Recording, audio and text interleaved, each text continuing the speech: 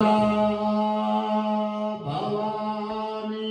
दाहिनी सन्मुख रहे गणेश, पांच देव मिल रक्षा करी हैं, ब्रह्मा विष्णु महेश। सनातन धर्म में गणेश जी और भवानी और ब्रह्मा विष्णु महेश और गुरु को आराधना करना चाहिए, तब कोई भी काम करना चाहिए। जब हम लोग गणेश जी के रिद्धि सिद्धि के दाता होते हैं, उनको विनती करने से सब काम सफल होता है। इसीलिए जो सनातन धर्म के लोग हैं वो गणेश जी के विनती करते हैं। आज गोरक्षनाथ जी ने और दादा मच्छिंद्रनाथ जी और मौनीनाथ जी भंडारा करते हैं। भंडारा में दूर दूर से संत महात्मा वहां आते हैं और भंडारा को प्रसाद पाते हैं। 56 प्रकार के उस भंडारा में प्रसाद लगी हुई है, लोग खाते पीते हैं। उसी बीच में गहनीनाथ जी को और जो कलीफानाथ जी हैं, कलीफानाथ जी के चेले चपाटी जाते हैं और देखते हैं कि यहाँ 56 प्रकार के भोजन बना हुआ है। गोरक्षनाथ जी मंत्र द्वारा सब भोजन अनेक प्रकार के लाभ खिलाते पिलाते थे सभी के। तो वो भी सोचे कि क्यों नहीं हम लोग भी अपनी मर्जी के अनुसार इनसे मंगवाया जाए, इनमें शक्तियां है कि नहीं है। सत ऋषि उसी सभी लोग आए थे, विश्वामित्र, वशिष्ठ, शुक्राचार्य, भार्गव ऋषि, सभी ऋषि वहां, गुरुनानक जी, कबीर, सभी ऋषि महात्मा जो भी संत महात्मा थे सभी उस भंडारा में आए हुए थे। तब कलीफानाथ जी के जो शिष्य थे, कलीफानाथ जी और शिष्य सभी लोग गए। वहां देखते हैं 56 प्रकार का भोजन है। उस भोजन में सोचते हैं मन ही मन में, देखते हैं इनके गुरु के पास सिद्धि है कि नहीं है। हम लोग भोजन में जब पत्तल बिछा दिया गया, गोरक्षनाथ जी बोले जिसकी जो इच्छा है उस पत्तल में भोजन मंगवा सकता है। तब कलीफानाथ जी के जो चेले चपाटी थे मन में भावना रखे कि क्यों नहीं हम सांप मंगवा लिए जाए। उसी बीच में सांप को मंगवा लेते हैं। जब ध्यान लगाए तो पत्थर में सांप प्रकट हो जाते हैं। जब सांप प्रकट हुए, सभी लोग खाना खाने के बाद में विदाई रक्षा दिया लगा, किसी के सोना के कुंडल, चांदी के सिक्का, वस्त्र सब दान दिया गया। 56 प्रकार के भोजन कराया गया था, दान दिया गया था। तब सभी साधु चले गए। तब इनको गोरक्षनाथ जी ने कलीफानाथ जी के बोले कि तुम लोग इसी सांप से नगरी में भिक्षा मांग के अपनी पालन पोषण करोगे, तुम लोग गृहस्थी बन के रहोगे। उसी समय से जो कलीफानाथ जी वाले साधु होते हैं वो घरवाली होते हैं और नगरी नगरी में भिक्षा मांगते हैं। काम तो बितवा लेंगे, लेकिन उनका वरदान है कि तुम सांप लेकर नगरी नगरी में भिक्षा मांगते हैं। उसी समय से गोरक्षनाथ जी ने ये लोग के वरदान के विगाओ तुम लोग नगरी नगरी यही काम करोगे। उसी समय से कलीफानाथ जी वाले नगरी में घूमते हैं। वो घरबारी होते हैं, वो योगी नहीं होते हैं, वो कलीफानाथ जी वाले। तब गोरक्षनाथ जी और दादा मच्छिंद्रनाथ जी मौनीनाथ के भंडारा करने के बाद में मच्छिंद्रनाथ जी अति खुश हुए। शिष्य ऐसा भंडारा आज तक ले पृथ्वी पर कोई भी नहीं दिया है। तुमने देकर मुझे आत्मा को तृप्त कर दिए। अब हम लोग यहाँ से चला जाए धर्म को प्रचार करते हुए।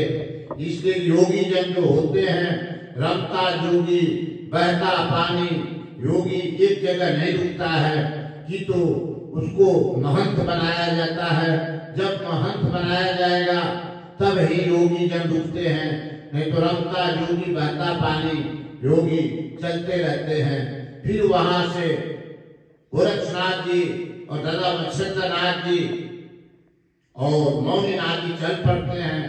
मन ही मन में मच्छिंद्रनाथ जी सोचते हैं कि हम नेपाल में गए थे, नेपाल के राजा जो है सनातन धर्म के अत्याचार कर रहा, जो भी साधु संत हैं उनको अत्याचार कर रहा है, क्यों नहीं उनको दंड दिया जाए।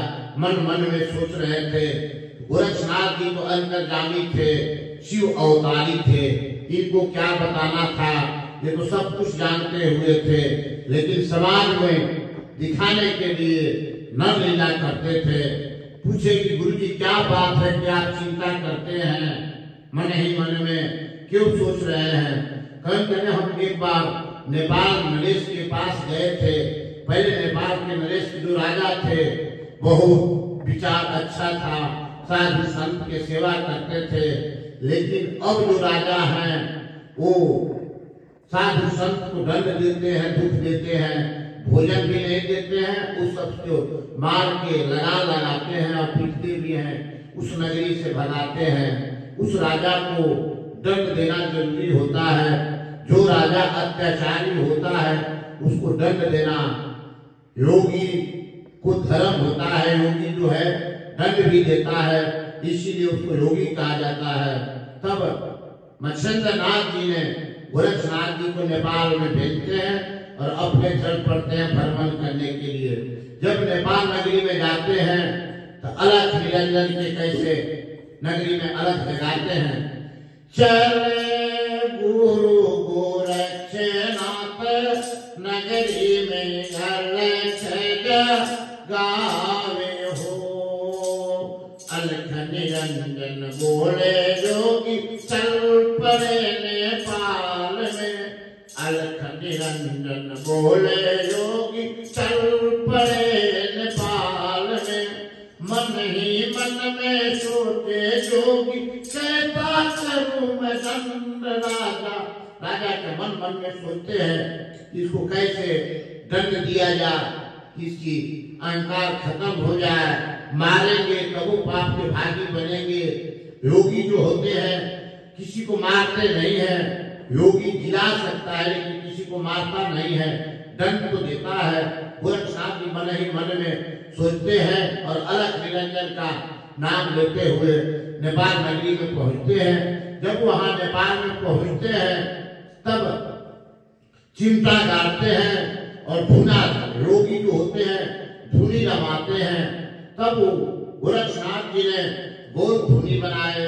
गोल धुनी इसलिए योगी बनाते हैं कि गोल धरती का आकार माना जाता है, उसमें जब गोल धुना बनता है धरती का आकार माना जाता है और अग्नि जब चिंतन किया जाता है तो 33 करोड़ कोटि देवी देवता उस अग्नि में वास लेते हैं। इसीलिए योगी जो होता है गोल धुना और अग्नि दोनों साथ में रखता है। वहां धुना रमाए और गोरक्षनाथ जी उस धुना में चिंता गाड़ के धरती और आकाश पताल सबको विनती करके कहे कि जितना दूर में राजा के राज है उस राज में बारिश नहीं होना चाहिए। गोरक्षनाथ जी वहां चिंता गाड़ के धुनी रमा के बैठ गए ध्यान में। ओम नमः शिवाय के मन में जाप करते थे। ओम नमः शिवाय, ओम नमः शिवाय, ओम नमः शिवाय, ओम नमः शिवाय,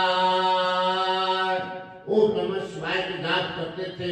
उस नगरी में चारों तरफ सूखा ही सूखा पड़ गया, अंधकार मचने लगा, कहीं भी खाने की व्यवस्था नहीं था। राजा के पास गया खबर कि वहां तो सूखा पड़ गया नगरी में, एक योगी आया है, वो चिमटा गाड़ दिया है, जब तक योगी उठेगा नहीं तब तक बारिश नहीं होगा। राजा सभी संत महात्मा के बुलाए, अपना मंत्री के, जो विद्वान राजा के पास मंत्री होते हैं, पंडित होते हैं, पंडित के बुलाए तो पंडित बोला ये तो गोरक्षनाथ जी है, सिद्ध पुरुष हैं। तब आज इस भाग के बताते हैं कि कल गोरक्षनाथ जी के बाद उनको राजा को दंड देंगे, कैसे दंड देते हैं और वहां बारिश कैसे कराया जाएगा।